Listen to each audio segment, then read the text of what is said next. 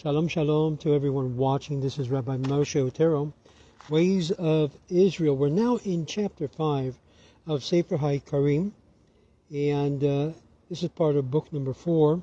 Now heading to the last book, in which he goes into leaving the idea of constellation. As you know, a lot of people think the constellation has power over Israel, over the Jew, over those who believe in one God and has a fear of God, and it doesn't.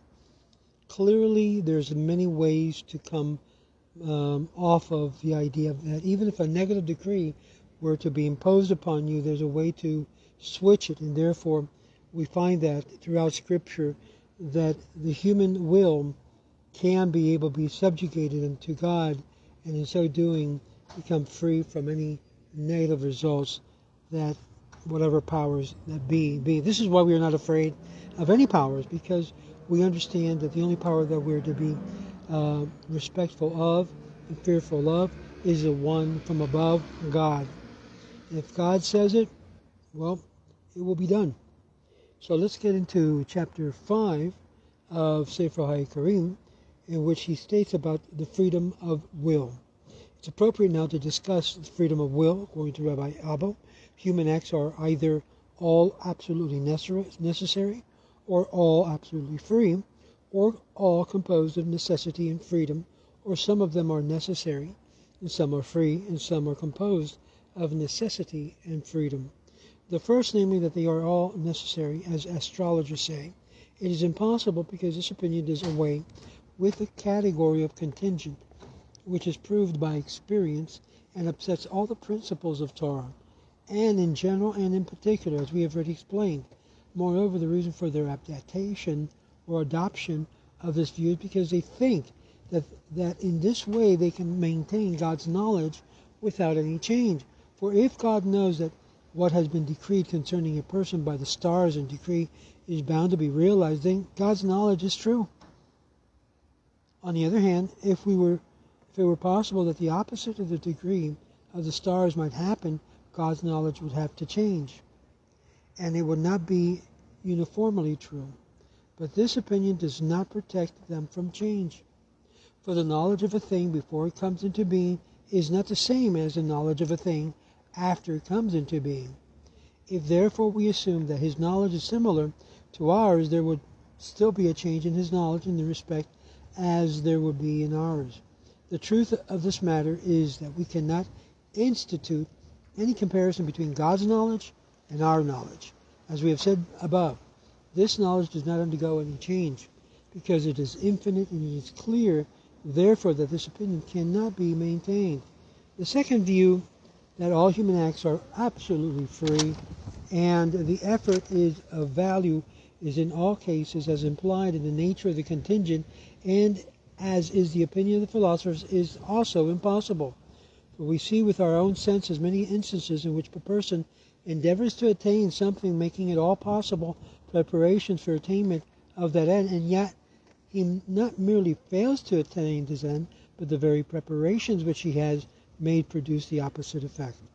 We see an illustration of this of Joseph's story. The brothers of Joseph endeavored to nullify the dreams which he had dreamed by doing the opposite of that which he was indicated in the dreams. They sold him as a slave, so that it should not be possible for him to rule over them at all. But those very efforts which made to nullify the decree brought about the realization, namely Joseph's rule over them. Similarly, Adonijah endeavored to obtain the kingdom by making the princes and servants of the king love and obey him. But these very efforts brought about his failure. For David became angry when he heard of it and made Solomon king in his lifetime. And there are so many cases in which good comes to a man without any effort at all. Shaul obtained the kingdom without any previous efforts. All of this, that not all human acts are absolutely free. And so the third opinion is that all human acts are composites made of necessity and freedom. It is also impossible. For if it were true, there would be no act for which a person deserved praise or blame. For the acts involving praise and blames are those in which there is no necessity at all. If all the acts are composed of necessity and praise, necessity and freedom, a person would not deserve praise if they are good, nor blame if they are evil. He would have to be excused every time and would never deserve his either praise or blame. Now, since not all acts are necessary, nor all excused every time, it would never deserve either praise or blame. Since not all acts are necessary, nor all excuses every time, it would never deserve either praise and blame. Now, since not all acts are necessary, nor all free, nor all composed of freedom and necessity, it remains that they are free, and some necessary and some made up necessity and freedom. And we must now explain every one of these three kinds of human acts.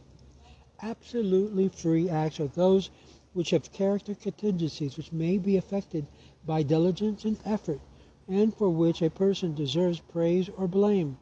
Command and prohibitions apply to such acts. Reward and punishments attached to them, because of the initiative resides in the agent himself.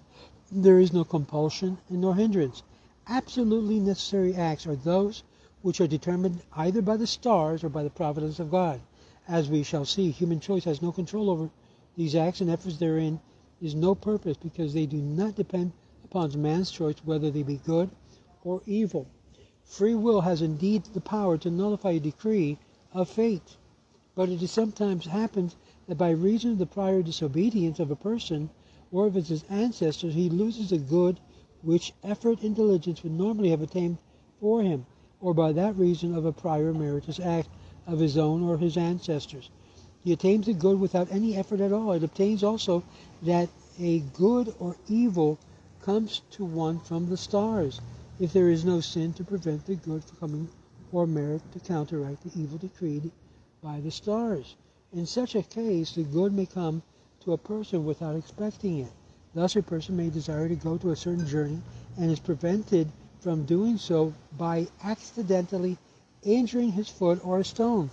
A person may intend to board a ship and be prevented from doing so by suddenly becoming ill. Later, those who took the journey are attacked by robbers and are put to death, or the ship sinks. It's clear in these cases that the failure of his efforts to go on the journey or board the ship was a good which saved him from the misfortune of being killed by robbers or drowned in the shipwreck by reason of some prior merit of his. In this connection, our rabbis commenting upon the verse, "I will give thanks unto thee, O Lord, for thou wast angry with me," and says the text has reference to the case of two persons who intended to go on a journey for business, and one of them met with an accident by injuring his foot with a thorn and was unable to go. He was much annoyed and began grumbling and cursing his fate. Later on, he heard that the ship in which he was to sail was wrecked on the sea, and began to thank God for his escape. This is the meaning of the sequel to the verse quoted above. Thine anger is turned away, thou comfortest me. Hence the statement of Rabbi Eliezer said, the psalmist says, one who doeth wondrous things. This is the meaning that even the person in whose behalf a miracle is performed is not aware of the good fortune. In the same way, evil may befall a person unexpectedly without having done anything deserving of such punishment. Such good or evil is clear, comes from the decree of fate without any choice. Acts which are mixed and composed of necessity or decrees of fate and freedom may be illustrated as follows. A person digs a foundation and finds a treasure, and he plants a grain and prospers. It is clear that if he had not taken the trouble to dig the foundation or plant the grain, he would not have found the treasure nor had success in his crop. These are therefore cases in which necessity and freedoms are combined. Sometimes a person obtains a given good through his efforts and thereby misses a greater good. For example, he is trying to buy wheat, which would give him a great profit in a short time, but not being worthy of such profit, he encounters by divine contrivance on his way to buy wheat beautiful garments, which he buys with the money intended for the purchase of the wheat, and makes no profit at all, or very little. Or the opposite thing may happen. The wheat would not have brought him much profit, and therefore the Lord put the garments in his way, from which he makes great profit, or by reasons of meritorious deed which he has to his credit, or because of a decree or faith that he should not make profit or lose. The great number of human acts which come which comes by the way of reward and punishment through divine providence, are by this nature, and they are made up by divine decrees and necessities and freedoms. Confusion and perplexity in respect to human affairs is due to the fact that people are ignorant of this matter, and they do not that some acts are purely necessary, some are absolutely free, some are mixed, combining necessity and freedom. But some people think that all evil befalling them are determined and necessary, owing to nothing to his free choice. And they find in this way an excuse for their evil deeds because they think that everything is determined. Others again think that the acts are free and deserve praise and blame. The confusion is prevalent not only among the generality of men, but also among men of thought. Among the latter too, some maintain that all good, evil fortunes are determined and necessary. Some say that everything is due to man's free choice, and some say that all acts are made up of necessity and freedom. It appears that Job maintained that all the good and evil fortunes of a man are determined by the heavenly bodies, and therefore he cursed his day. Eliphaz opposed him in his first reply and said that if all good and evil fortune were due to the determination of fate, then the righteous and the wicked would owe their respective characters also to fate. But it is impossible that God should determine that a given person should be righteous man. Hence he said, shall mortal man be just through God? Shall a man be pure through his Maker? The meaning is it possible that a man is righteous through God's decree, or pure through the decree of the Maker? This cannot be. For behold, he putteth no firmness in his servants. He doesn't determine the stability of their character, that they should not change.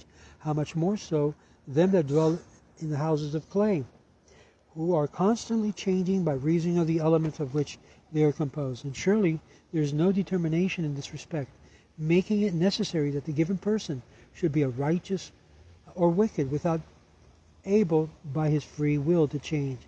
But since righteousness and wickedness depend upon a person's choice, it follows that the good and the bad fortune also follows man's free choice.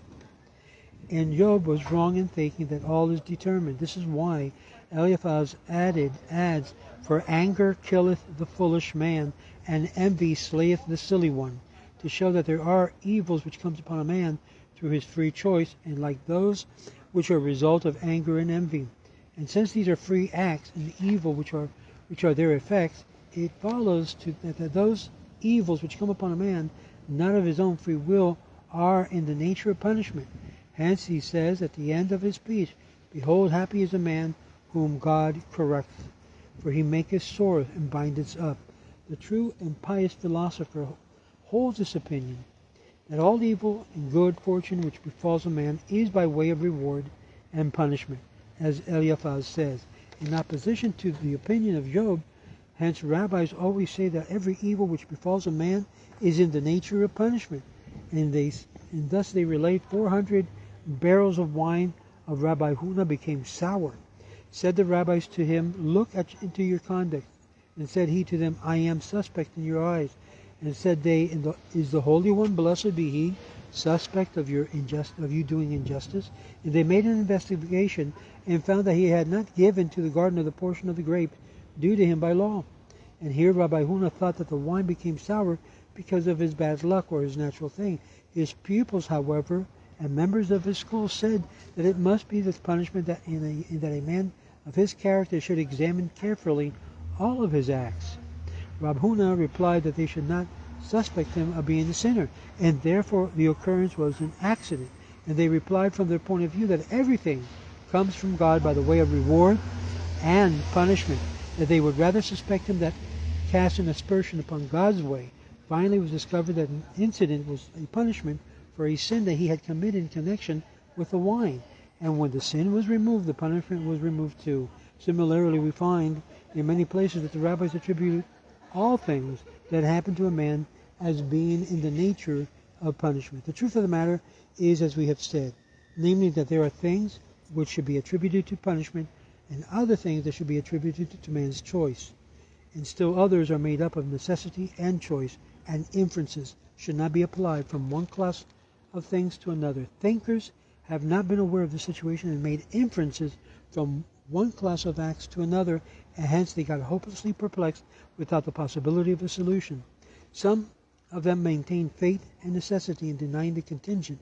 Others maintain absolute freedom and deny God's knowledge. But the truth is, as we have said, that there are three kinds of human acts, but man cannot distinguish between them, and hence mistakes the one for the other, and grumbles and finds fault with God's way and doing, when they should realize that everything is for ultimate good, as Rabbi Gamzula said, Gamzula Tova, everything works for good to those who obviously love God. This is Rabbi Moshe Otero. Be part of the Ways of Israel. Join our group. Join in supporting the Ways of Israel by your tzedakah and your prayers for us. We are expanding and we need your help to be able to do so. Shabbat Shalom to everyone, and may peace be the one that reigns in your life today by your choice.